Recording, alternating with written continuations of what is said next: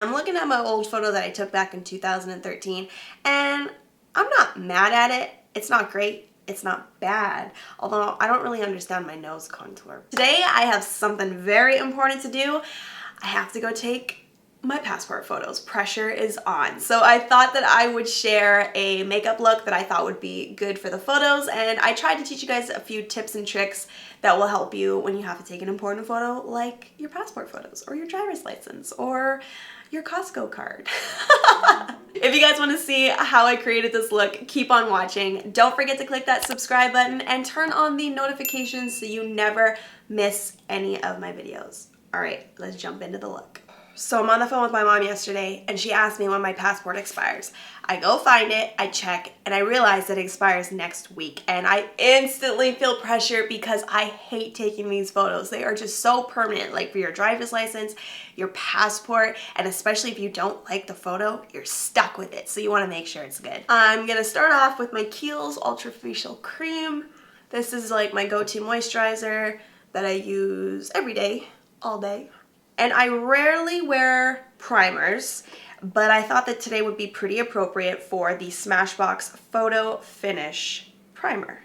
It's like I'm gonna take wedding photos or something. Like the photo's so small, it's not even like it matters, but I'm gonna take a little bit of this primer, smooth it onto my T-zone. Now, I don't know if you guys watched my last video, but if you did, you will have saw me use my Fenty foundation like this. It's because my pump is broken and I just haven't gotten a new one yet.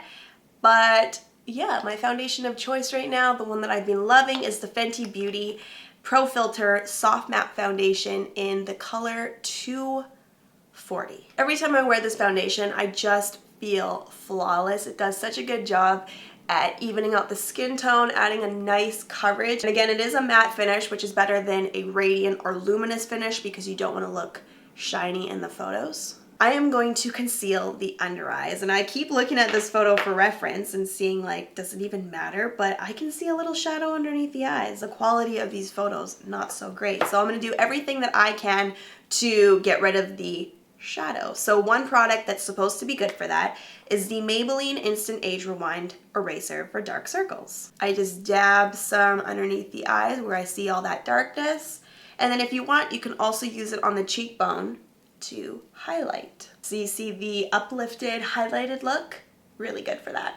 And now I'm gonna go in with my Tarte Shape Tape Concealer. Really love this concealer because it has a pretty full coverage. I'm gonna go a little bit heavier today because I want this area to look flawless. Honestly, you don't need a lot of this product though, like on an average application, because it is so full coverage and a little goes a long way, but you know me, I'm gonna take it there. Now, if you want a little bit more of a highlighted look, you can take a little bit of that concealer and run some along the forehead, like in a little shape like this, a little bit down the bridge of the nose, Cupid's bow, and chin.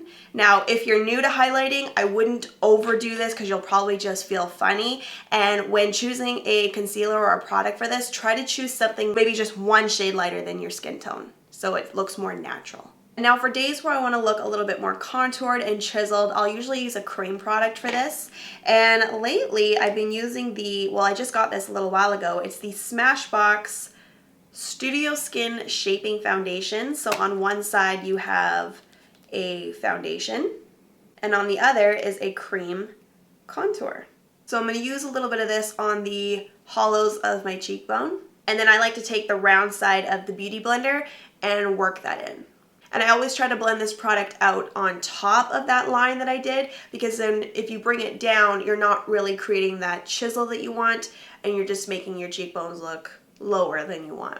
And then I also like to use some of this on the temples to kind of help frame the face a little bit, make it look like that natural sun-kissed look that we are all faking right now so hard because it's winter.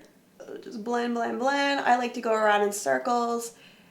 Just helps me blend it out in a really natural way. Now it's powder time, and for this I'm using the Kiss Pro Touch Setting Powder in Translucent. Start underneath the eyes just to make sure this concealer doesn't move.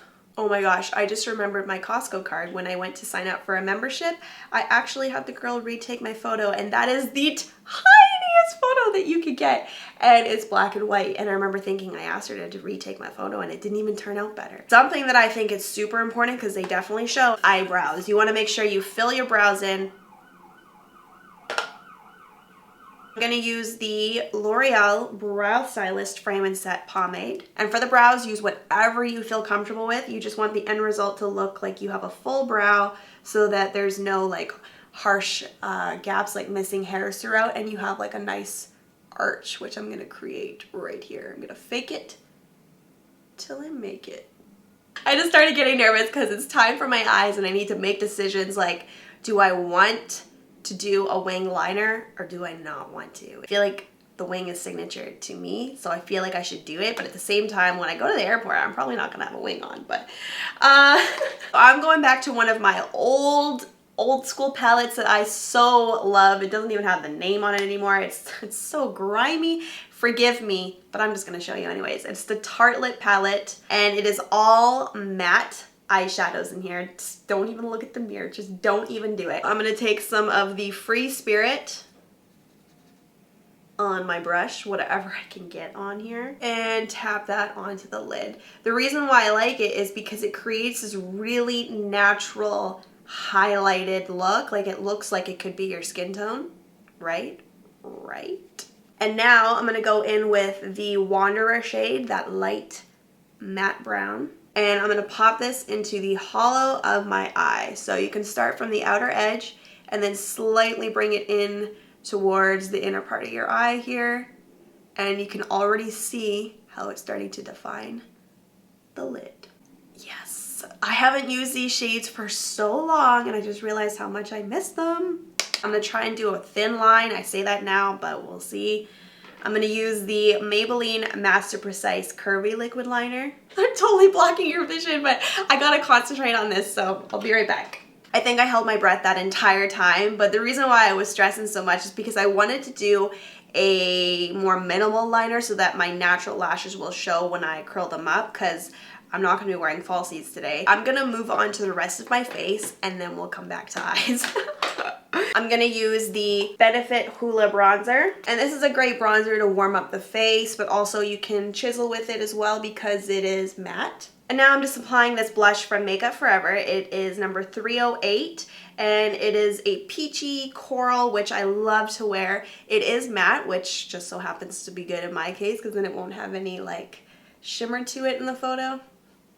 And I think I'm gonna add a touch of highlighter, and for this I'm gonna use the Makeup Forever Pro Sculpting Duo.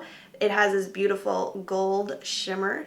Pop that on the cheekbones, a little bit on top of the brow, like a little touch, and a little bit on the Cupid's bow. For lips, I'm gonna use the MAC Spice Lip Pencil. In my last photo, I was wearing something that looks kind of orange. I was obviously going for the coral look, but it was super glossy and it looks orange. And to prevent it from looking a little bit flat, I'm gonna put something a touch bit lighter in the center of the lips. For this, I'd love to show you the actual lipstick, but it's mostly gone. This is the MAC Peach Stock lipstick. I love it so much. I need to go get another one. I'm gonna give the lashes a quick curl with my Kevyn Aucoin lash curler. And I'm even gonna open a new mascara for this because I want something I can rely on, and I love the Lancome Monsieur Big Mascara. And for the lower lash line, I'm gonna take a little touch of that brown shadow I used in the crease, and I'm just gonna run it along very lightly.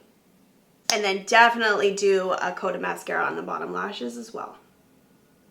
All right, we're good. And now I'm gonna set it and forget it using the Urban Decay All Nighter Setting Spray. I think I just tasted that, but it's okay. I hope you guys liked how this makeup turned out. Give me a thumbs up if you liked the video. Subscribe if you're new. Check out my vlog channel. Click this box. It will take you over to Life with Trina. Subscribe, watch a few videos, and I will see you all in my next one. I gotta get to the place before it closes. I just realized the time. See ya!